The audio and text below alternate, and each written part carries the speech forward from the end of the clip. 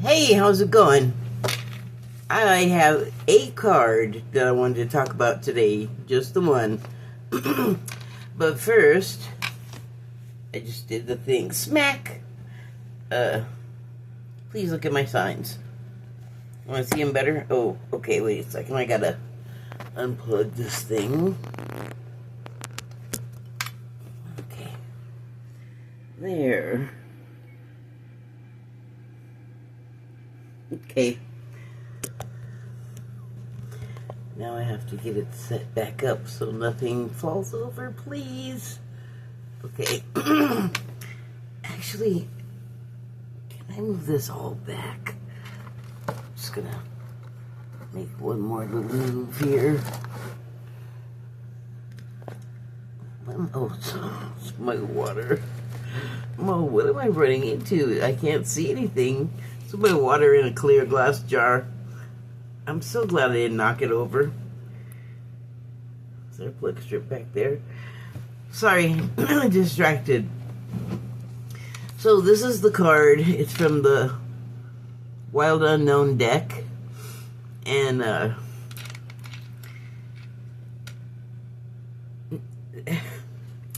today is, well, I think it's actually now Tuesday, time-wise, but I actually used this deck on Sunday, but before, like I did that pretty late in the day. I think it was later, but I'm having a problem with details right now.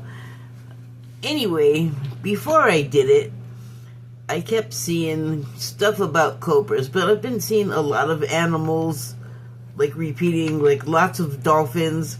They keep coming up in readings, and I'm not like really focusing on that because I don't know, it would just take me forever. Like, it's so much, but like I get done and I think I'm done saying what there was to say, and then afterward I'm always like, oh wow, I could have said this, or I should have gone down that avenue with it. But you know, what's done is done. Anyway, seeing lots of cobra stuff, but because I see so many animals that feel like they're repeating, I don't know which one I'm supposed to be paying attention to. But anyway, as I was shuffling to use the deck for like my last video, I kept seeing this card, right? Like prominently. Like I was like, well, you know, go ahead and pop out if you gotta say something.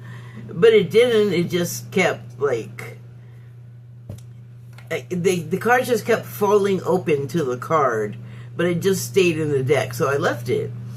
And then I did, the video, and then I was shuffling them to put them away. And this card was doing it again. It was showing itself, and so I was like, well, whatever you're gonna do what you're gonna do. And I wonder if this will work if I get rid of that.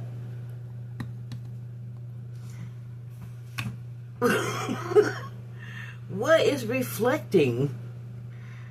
Okay, well, anyway. Where was I? Oh yeah, so I was like, well, if you got something to say, and I don't know if you've noticed this, if you watch a lot of people do this, but people with full use of both hands that know how to shuffle, like casino style, they do it really fast. The readers I'm talking about, but also the dealers at the casinos, they do it really fast.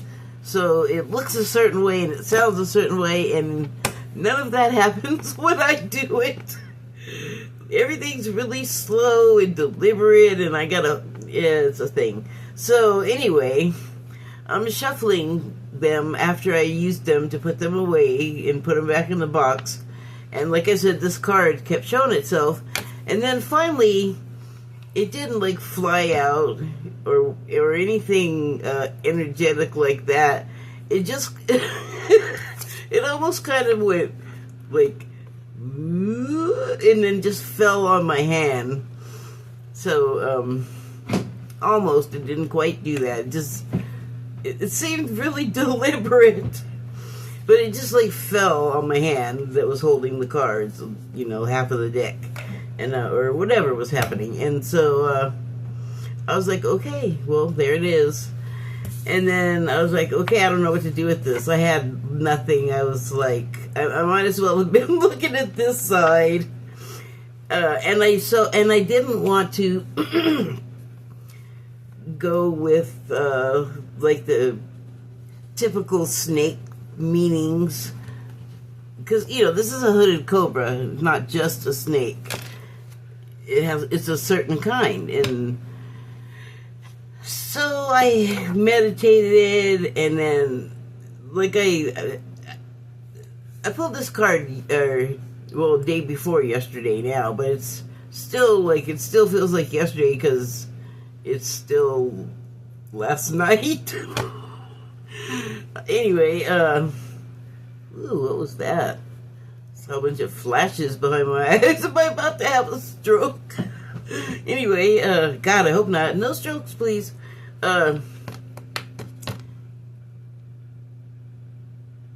It just felt like just going, oh, you know, shedding the skin and transformation, and it just felt too, it was just underwhelming. It wasn't the right thing, and so I just kind of marinated on it for a day or overnight. And then earlier, finally, it felt like, and I don't know why, I wasn't really resisting it. Like, I thought of doing it, but it just, I was like, no, just let it soak for a while and see what your mind brings up. Like, it felt like something was happening, and so I did that. I meditated like just plain, and then I meditated like on it, you know, and still nothing. And I was like, am I broken? And then finally, like later or earlier this evening, I finally was like, okay, now look it up, like, because that's usually something I do, is whatever, for cultural or mythological reasons, whatever, just to get some kind of background on it. And again, I didn't want to go with the typical like snake stuff. So but I didn't look up spiritual meanings for the cobra. I just put in hooded cobra facts. And it came up with all of the typical stuff pretty much. And then it talked about like what they eat and how they hunt and kill. I mean, it gave me cobra facts, but it actually gave me like an overview. It kind of had everything. It had like the cultural stuff and the symbolic and the spiritual. And I was like, well, this is all pretty run-of-the-mill. Like, they appear in art because they're beautiful, you know. And I was like, well, that's not it either. What am I looking for here?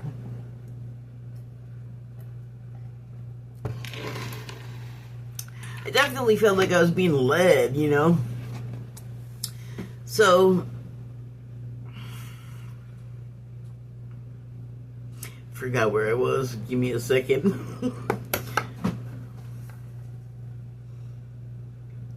Oh, so while I was reading that pretty basic information, I was kind of disappointed because I was like, well, I don't know where the heck else to look at this point.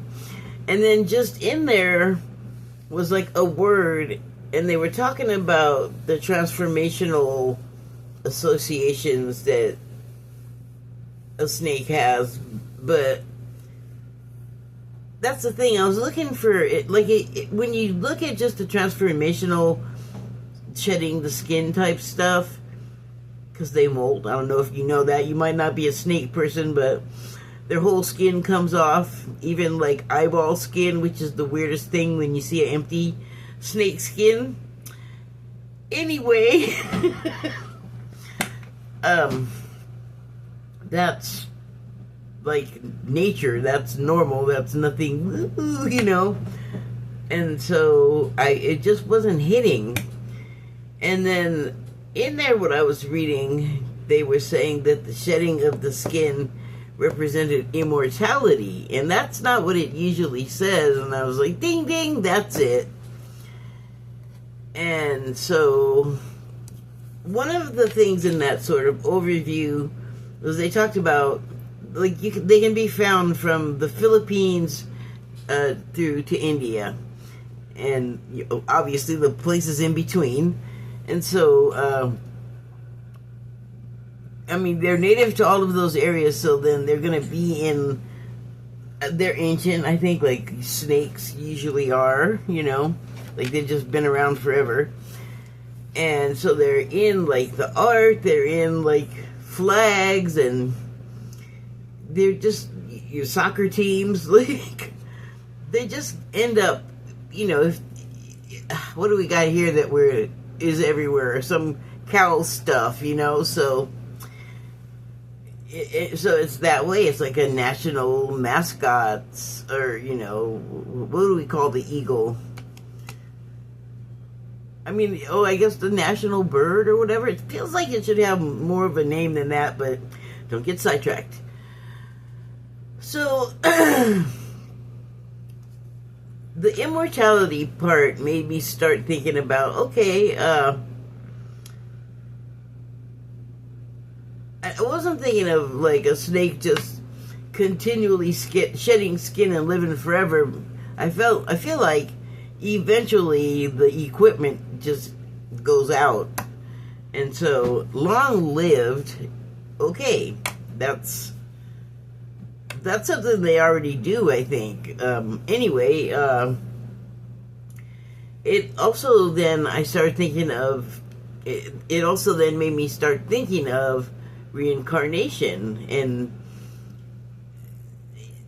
you know, to my way of thinking, that's a form of immortality as well. You don't necessarily, I don't want to even go into the whole, like, what happens when you reincarnate, blah, blah, blah, but the afterlife is a thing in more than one culture, and it literally says afterlife. Like, after this life, you expire, and that life is over, and then, you know, insert your belief here, but I feel like this also it occurs in a lot of cultures, too, worldwide, is reincarnation. The idea that we come back from the dead. So it's like you have a life in the afterlife. You just change lanes or switch gears, you know. you know, transform into a different, well, yeah, you definitely transform, like your energetic soul self. The body expires, the self's got to go somewhere, so not 100% on that, like where things go and what happens after when you expire, but I don't know. I mean, it's YouTube. You could probably find a lot of people talking about it, find a lot of different takes. And so anyway, but I think like a bunch of the religions is what I was talking about worldwide, sort of recognizing reincarnation.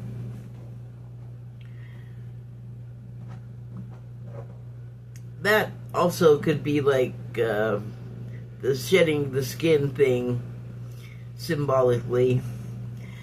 And I was like, okay, that's a start, I guess. And so then I was thinking about the snake itself and how it did become a symbol of power, and it's both feared and revered. So, isn't it interesting how that's the case? They don't... usually I would say an animal doesn't have thumbs. There's only like a couple that do, but snakes ain't one of them. They don't even have limbs. How did they get so powerful in our minds and in our psyches? Well, you know, one thing I think about snakes is that, like a lot of animals that are wild, if you don't mess with them, they're not gonna come near you. Like, they'll just, like, camouflage and hide and wait till you go away. Snakes do something interesting, though. Like, they're cold-blooded, and so if you, like, leave the zipper to your sleep... Whoa, that's weird. I froze. But the timer didn't. Anyway, if you leave your tent or your sleeping bag open when you go camping, or you fall asleep outside for whatever reason, a snake might just curl up in the crook of you somewhere, like in the back of your knees or behind your neck, someplace, because you're warm, and you might not notice it because they're stealthy. They don't talk. They're not loud, you know, unless it's a rattler.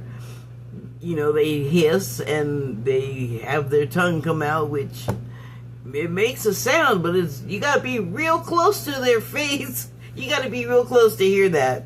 So there's, like, in a situation, should you wake up, you will be shocked, perhaps, to see the thing there, but what usually happens, I think, is you don't wake up because they are so silent and they're so stealthy and they're just on the ground, you know. They're not, like, taking steps and making all kinds of racket. They're just kind of slithering along. Like, that's a very low-key vibration hum. Like, it's gonna be, like I said, you gotta be real close to them. And then, so that's, like, part of our thing, that, ooh, they're stealthy, like they're sneaking up on us.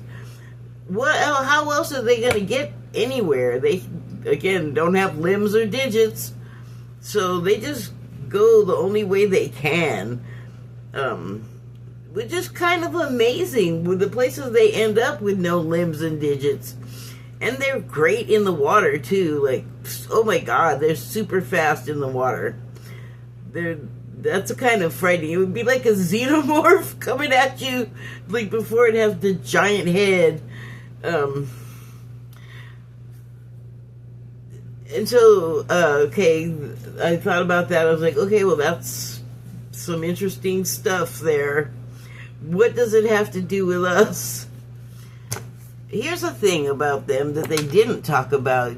When I was a kid, it was like it was a meme. The snake charmer from India, a swami, although I don't know if that's the right name for that profession or that guy that does the profession, but there would be a swami and he'd have a turban, like, man, I can't think of one that's not like a joke character, but a turban with like a jewel on it. There's, I guess, different kinds of turbans. I'm not going to try to even make a guess at how many different styles there are, but maybe they're like hats. I know there's a few different types I've seen, so... Anyway, the swami would be a guy, he'd be wearing the turban, and then he'd just be wearing what, when I was a kid, looked like a diaper, a cloth diaper, but it was a breechcloth, so like like a hand-wrapped banana hammock.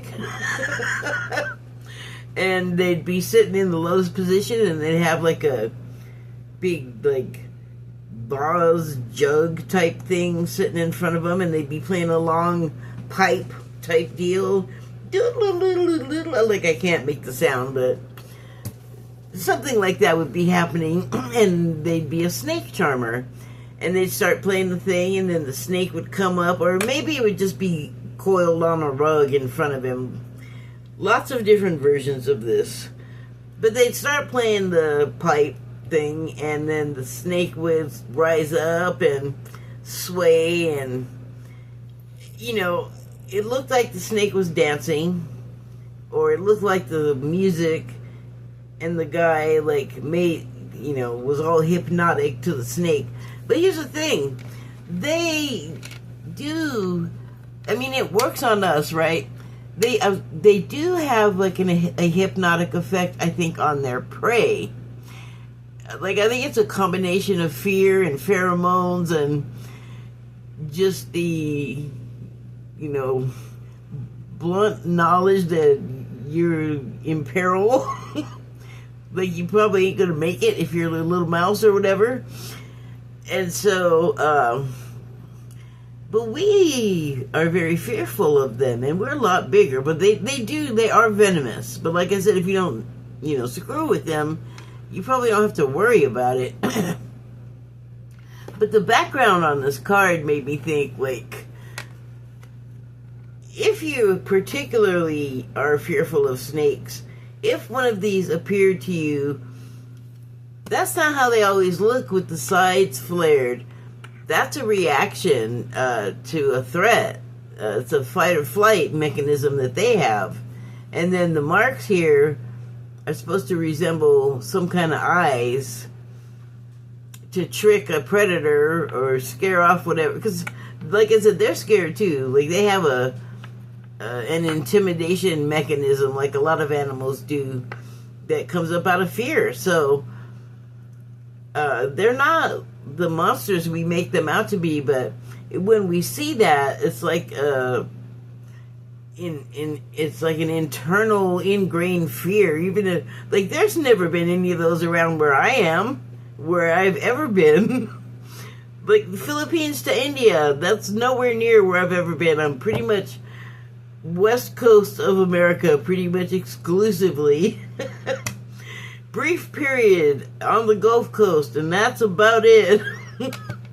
But anyway, yeah, so they're not around here, and still they strike fear in us. And when we see them, if they're like this, they are also scared, but they're like, I'll fight you.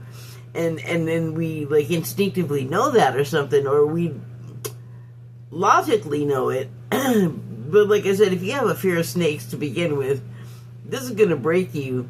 But the background just made me think of, like, they're going to sit there and try and they'll sway. Like, they don't need the guy with the pipe to sway. I think that's part of their move, to intimidate, to, like, trick the eye and just be more scary. And it works on us too. Like, I think that where's my indicator?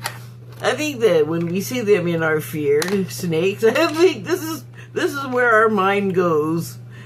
All of that surrounding the snake or behind it, like, all we can see is the snake, and our brain just turns into red, like, TVs don't do it anymore. TVs used to, like, have these bars and lines and zigzags that would happen when they'd mess up. 1,000 years ago this was. But anyway, I just thought that was funny. Like, if you are afraid of something, it could be like a syringe. Like, people are scared of needles or heights. Where does your mind go? Who even knows? You're concentrating on, this is scaring the crap out of me. I'm sorry, I don't mean to make fun, but it's just cracking me up. Okay, so, another thing about the snake, this is the last thing that finally occurred to me, and I think what I was supposed to get out of it was a combination of all of it. And then, like, I don't think that's even it. Like, I think I need to just collect all of what I just said and go sit with that and think about that some more. But, so the final thing is, sorry, I just greased up my head. I'm trying not to get all, gummy. I have been talking about vibration a lot for a while, and, like, in various ways, because it exists in it exists in everything, just about, but in a lot of ways that are different. And so I thought about the snake that's always got its belly to the ground, its ear to the ground, and, like, that's how it gets a lot of information. And it can, I'm sure, detect vibrationally what's coming its way, you know? Like, if it's... I'm sure we're just the loudest racket ever.